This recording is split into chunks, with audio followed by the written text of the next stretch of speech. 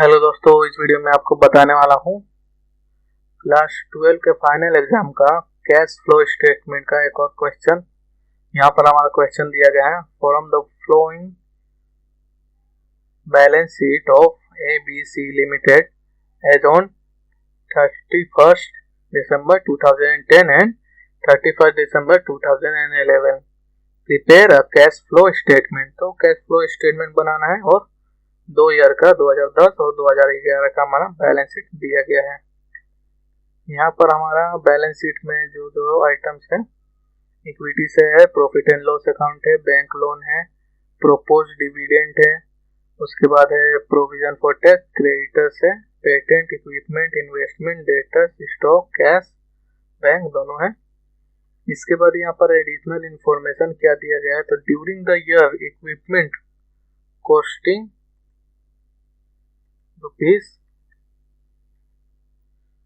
₹50,000 was purchased. Loss on sale of equipment amounted to ₹6,000, यानी equipment cell भी हो गया और 6,000 रुपये लॉस हुआ उसमें। उसके बाद ₹9,000 depreciation was charged on equipment, तो 9,000 का डेप्रिसिएशन भी चार्ज हुआ है इक्विपमेंट पे। तो हमको कैश फ्लो स्टेटमेंट बनाने के लिए सबसे पहले प्रॉफिट बिफोर टैक्स पता करना पड़ेगा। तो प्रॉफिट बिफोर टैक्स निकालना है, working for profit before tax. तो प्रॉफिट बिफोर टैक्स के लिए क्या करना पड़ेगा, तो जो प्रॉफिट दिया गया है प्रॉफिट एंड लॉस अकाउंट, यहाँ पर फर्स्ट ईयर का प्रॉफिट एंड लॉस है 1,00,000 रुपए, सेकेंड ईयर का है 1,75,000, यानी हमारा प्रॉफिट कितना है 75,000 रुपए। तो प्रॉफिट फॉर द ईयर 75,000। अब इसमें क्या करेंगे, profit for the year before tax.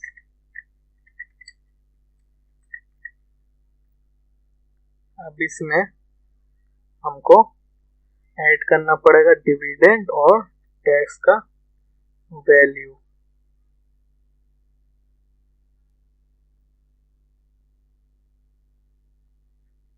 तो डिविडेंड कितना है 35,000 और प्रोविजन फॉर टैक्स है 25,000 plus 35,000 plus 25,000,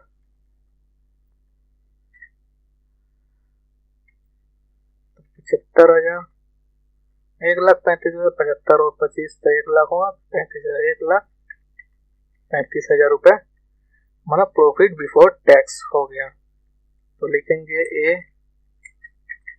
cash flow from operating activity.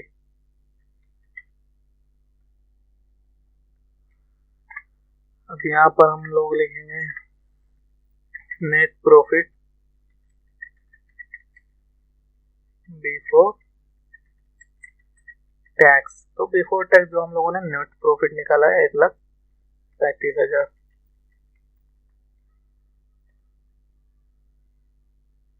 और इसमें नेट प्रॉफिट निकालने के लिए जो प्रोपोज डिविडेंड है इसी साल का हमको ऐड करना है। यहाँ पर हम लोग बना रहे हैं कब, 31/12/2011 को बना रहे हैं, तो उस ईयर का जो प्रोपोज डिविडेंड और प्रोविजन फॉर टैक्स ये दोनों ऐड करेंगे। प्रॉफिट जो दिया गया है डिफरेंस में से डिफरेंस में ऐड कर देंगे, तो हमारा आ जाएगा प्रॉफिट बिफोर टैक्स। इसके बाद यहाँ पर क्या करना है, तो हम लोगों को ऐड करना पड़ेगा जो एक्सपेंस है, नॉन कैश एक्सपेंस और नॉन कैश एक्सपेंसेस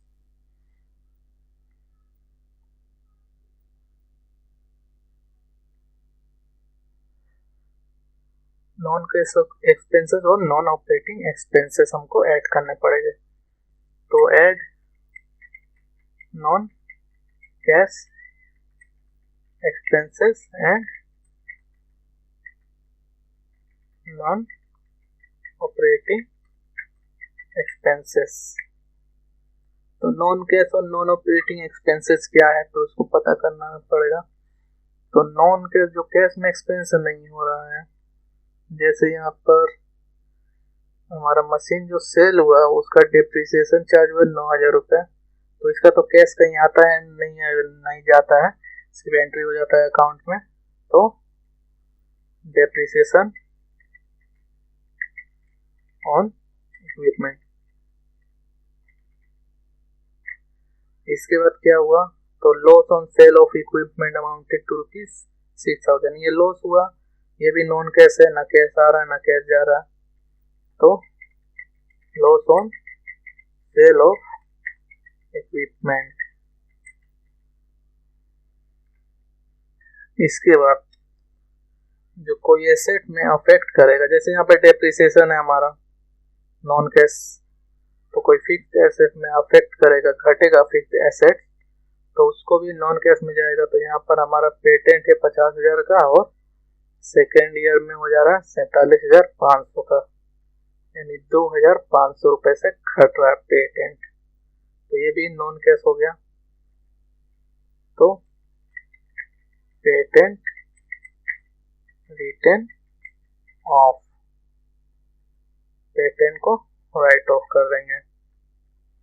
डेप्रिसिएशन कितना है, 9,000 रुपये। इसके बाद हमारा loss on sale of equipment 6,000 रुपये, फिर 2,500 रुपये पेटेंट राइट ऑफ हुआ है।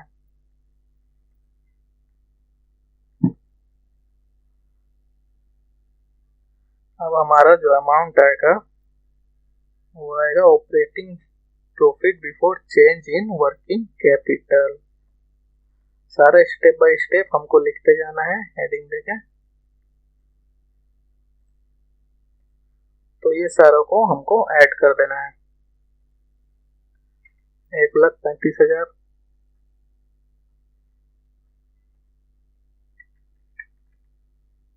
प्लस 9,000 प्लस 6,000 प्लस 2,500, अमाउंट आएगा हमारा 1,52,500।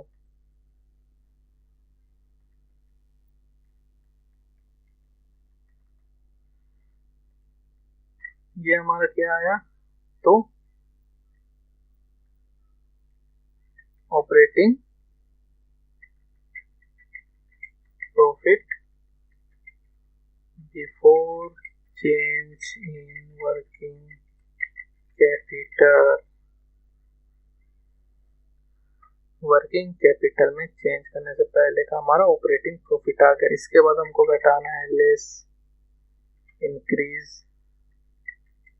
इन current assets and decrease in current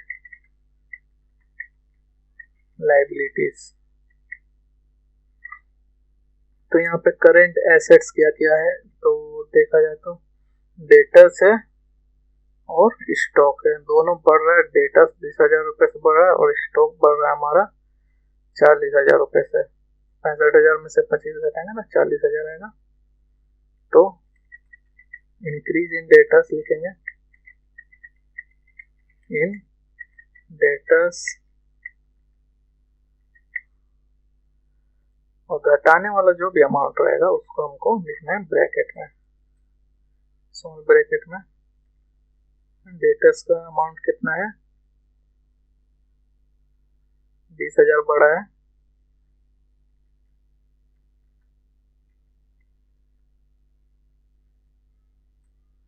debtors का हो गया। इसके बाद इंक्रीज इन स्टॉक, स्टॉक कितना बढ़ रहा है, तो 25,000 वैल्यू है, 65,000 हो गया, यानी 40,000 बढ़ रहा है स्टॉक। इसको भी ब्रैकेट में रखना है क्योंकि घटाने वाला चीज है। अब इसके बाद increase in current assets, current asset ये दोनों का ही काम है क्योंकि कैश का तो बाद में काम होगा हमारा, कैश ऑफ बैंक का। उसके बाद यहाँ पे करंट लायबिलिटीज में क्या है, तो करंट लायबिलिटीज में हमारा क्रेडिटर्स है। डिक्रीज इन करंट लायबिलिटीज, तो कितना से घट रहा है, 1,500 रुपए से, 27,500 है, 26,000 हो जा रहा है सेकेंड ईयर में, तो 1,500 रुपए से घट रहा है। Decrease in creditors, $1,500।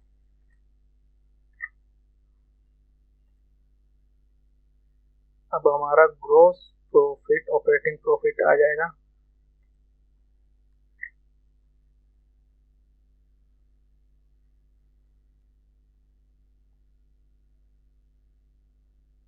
Net cash flow from operating profit, gross, ये हमारा gross cash flow from operating profit होगा। Gross cash flow from operating profit, 1,52,500 में से घटाना है 20,000, फिर 40,000, उसके बाद 1,500, 91,000 रुपये हमारा gross cash flow from operating profit. अब इसमें क्या करेंगे, लेस टैक्स पेड, तो लेस टैक्स पेड, तो कौन सा टैक्स होगा यहाँ पर, तो टैक्स होगा हमारा जो लास्ट ईयर में जो पे हुआ है, लास्ट ईयर का जो प्रोविजन फॉर टैक्स तो 2 साल का दिया गया है। फर्स्ट ईयर का जो पहला साल है उसमें कितना है प्रोविजन फॉर टैक्स, 15,000 रुपये, सेकेंड ईयर में है 25,000 रुपये, तो हमको यहाँ पे काम होगा 15,000 रुपये का, 15,000 रुपये घटा लेंगे, इसको ब्रैकेट में रखेंगे, जो भी घटाने वाला अमाउंट होगा स्मॉल ब्रैकेट में रख देना है। ये हमारा आएगा net cash flow from operating profit, second वाले कॉलम में लिखना है इसको हमको। 91,000 माइनस 15,000, 76,000 रुपये लिख देंगे। Net cash flow from operating profit, bracket में ए लिख देंगे, क्योंकि लास्ट में ए बी और सी को हमको ऐड करना है। ये है हमारा ए आ गया। अब बी क्या होगा, तो बी में हमारा होगा cash flow from investing activities, यानी इन्वेस्ट जो किया जा रहा है उसका कैश फ्लो। हेडिंग देंगे B cash flow from operating, operating नहीं, यहाँ पे investing, cash flow from investing activities.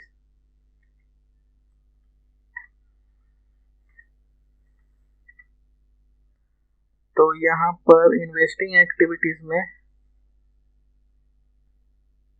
क्या क्या काम होगा, तो ऐड क्या करना है, तो ऐड करेंगे sale of equipment,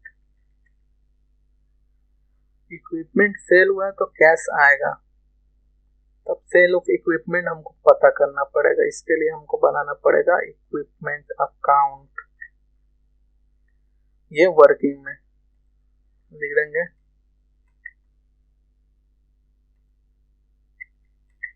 working for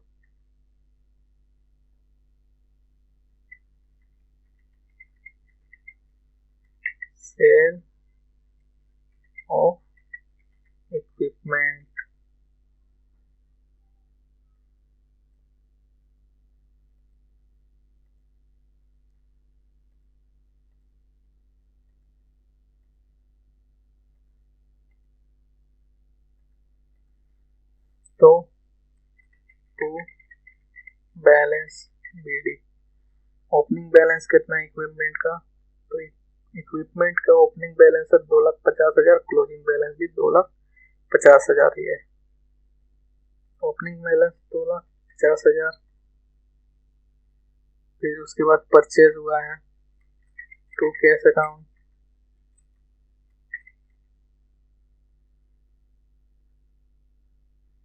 कितना का परचेज हुआ है यहाँ पर,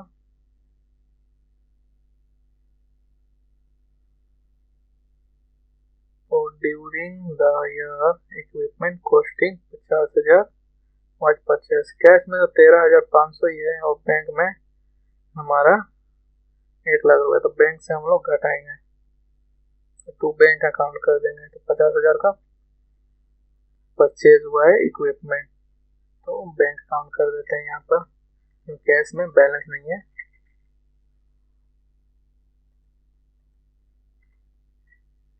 $50,000। इसके बाद यहाँ पे बाय डेप्रिसिएशन,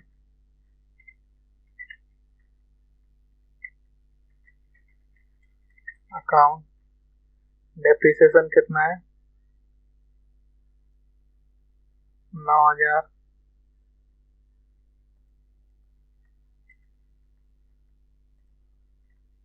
फिर भाई loss on sale of, loss on sale of नहीं होगा यहाँ पर, भाई profit and loss account, profit and loss account कितना है, तो 6,000 रुपए लॉस ऑन सेल है, 6,000। फिर बाय कैश अकाउंट,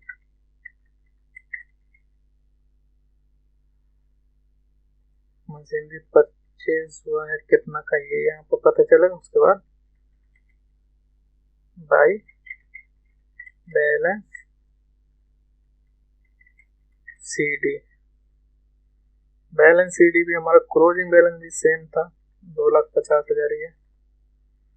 अब हमको बैलेंस निकाल लेना, बैलेंसिंग फिगर में पता चल जाएगा cost of sale of machinery, cost of sale of equipment,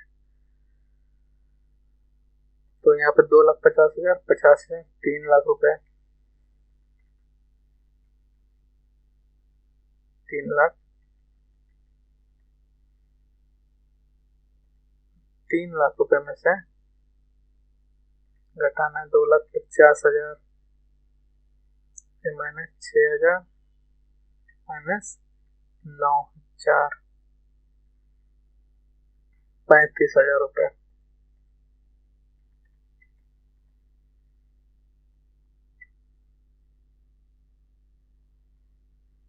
35,000 रुपए हमारा सेल ऑफ इक्विपमेंट है, 35,000। ये प्लस में रहेगा क्योंकि ऐड है। इसके बाद क्या है, तो इन्वेस्ट कहाँ किया गया है, तो इन्वेस्टमेंट यहाँ पर दिया गया, इन्वेस्टमेंट पहले ईयर का था 2,500, इस ईयर का है 50,000, तो यानी 47,500 रुपए का इन्वेस्टमेंट है। तो लेस करेंगे, लेस इन्वेस्टमेंट परचेस्ड 47,500, और कैश गया है इसीलिए इसको माइनस में रखेंगे स्मॉल ब्रैकेट में।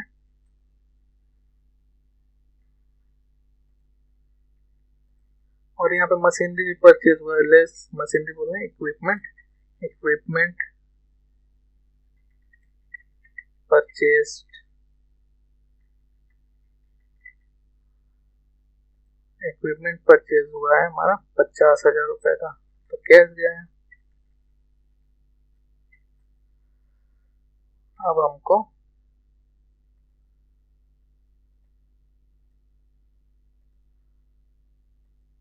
इसको हमको निकालना है बाहर वाले कॉलम में।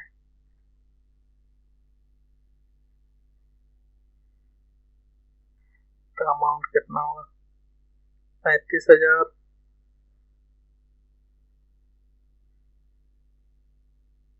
तो इसमें माइनस करेंगे 47,500, फिर माइनस 50,000, 62,500 रुपये।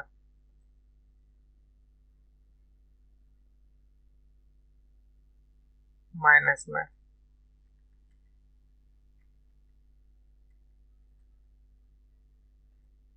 यह हो गया हमारा cash flow from investing activities.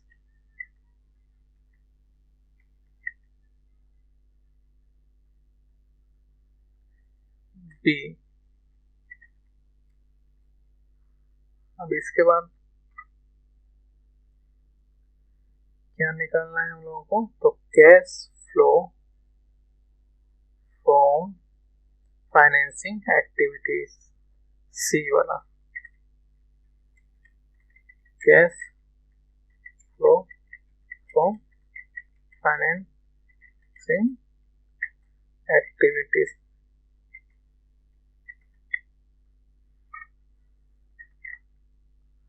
तो इसमें क्या ऐड होगा? तो इन्वेस्टमेंट, जो फाइनेंसिंग का मतलब जो इन्वेस्टमेंट आ रहा है बिजनेस में वो ऐड होगा, जो जा रहा है वो लेस होगा। यहाँ पर भी कैश आएगा ऐड होगा, कैश जाएगा लेस होगा। तो इशू ऑफ शेयर है,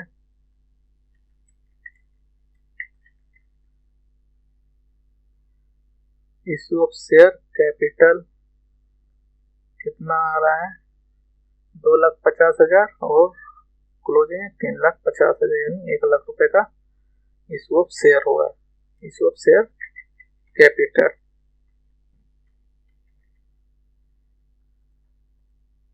1,00,000।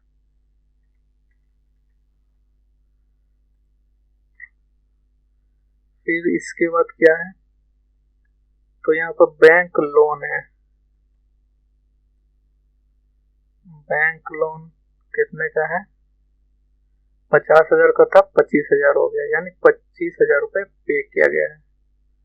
तो लिखेंगे फिर बैंक लोन रीपेड।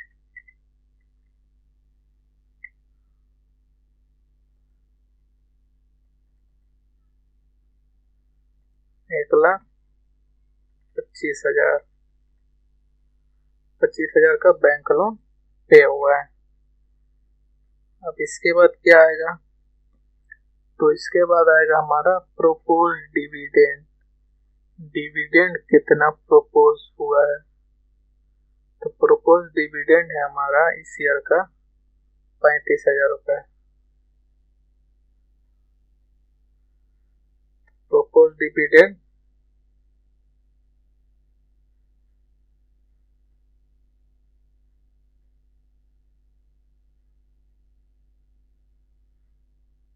इस ईयर का हमारा प्रोपोज डिविडेंड है 35,000, पिछले साल का 25,000। तो पिछले साल का जो प्रोपोज डिविडेंड प्रोपोज हुआ अभी पे नहीं किया गया, पिछले साल का प्रोपोज होगा तो इस साल तो पे हो ही जाएगा। तो इसलिए पिछले साल का हमको प्रोपोज डिविडेंड लेना है। यहाँ पे डिविडेंड पेड, डिविडेंड पेड लिखेंगे 25,000 रुपये।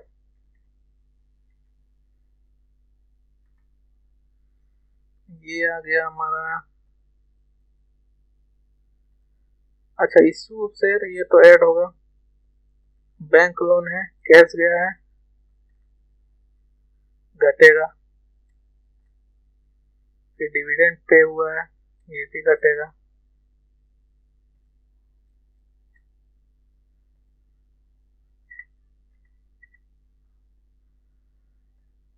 तो हमारा अमाउंट कितना जाएगा?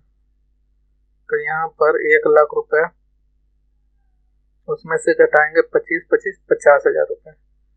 बाहर वाले कॉलम में जाएगा हमारा 50,000 रुपये। 50,000 फिर उसके बाद यहाँ पर लिखना है क्या, cash flow from financing activities. Financing activity से कैश फ्लो हुआ है हमारा 50,000 रुपए का। ये हो गया हमारा सी।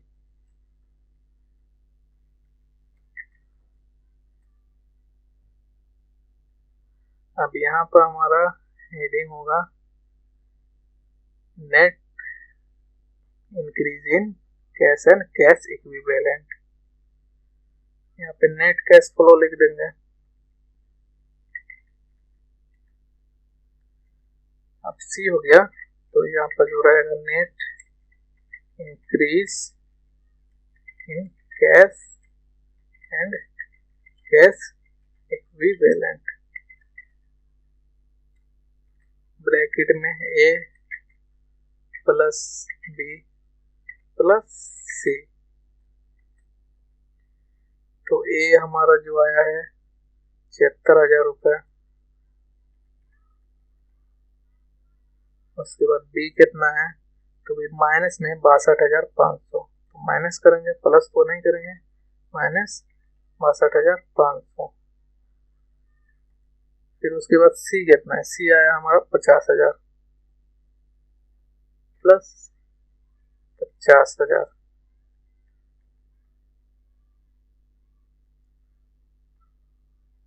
63,500 रुपये हमारा कैश एंड कैश इक्विवेलेंट।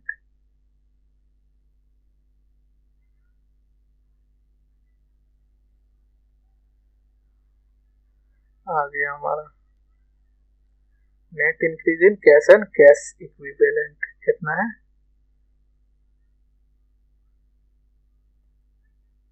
63,500।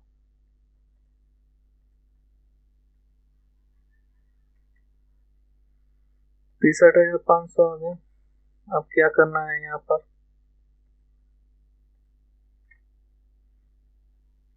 तो यहाँ पर ऐड करेंगे cash and cash equivalent eight opening of the year.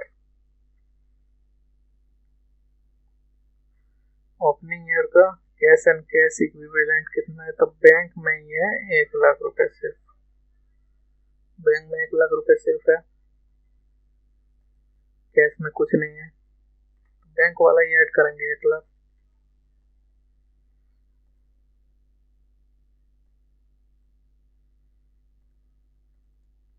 अब हमारा जो अमाउंट आएगा वो आएगा cash and cash equivalent at the end of the year.